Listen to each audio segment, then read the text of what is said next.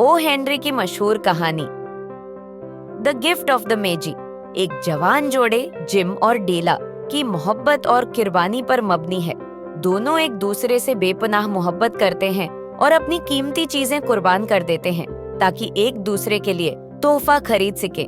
डेला अपने लंबे बाल बेच देती है ताकि जिम के लिए घड़ी की जंजीर खरीद सके, जबकि जिम अपनी घड़ी बेच देता है ताकि डेला के लिए कंघा खरीद सके। जब दोनों अपने तहफ़ का तबादला करते हैं तो ये हकीकत सामने आती है कि दोनों ने अपनी महबूब है तरीन चीजें एक दूसरे के लिए कुर्बान कर दी हैं।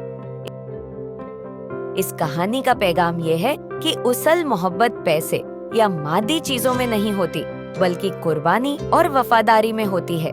ये हमें ये सबक देता है कि दूसरों की खुशी के लिए अपनी खुशी कुर्बान करना ही असल मोहब्बत है।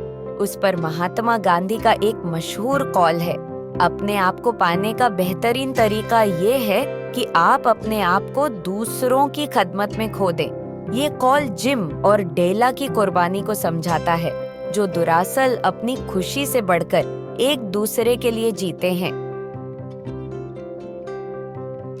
मोटिवेशनल वीडियोस और दिलचस्प वाकयात सुनने के लिए हमारा YouTube channel the moral lessons जरूर सब्सक्राइब करें।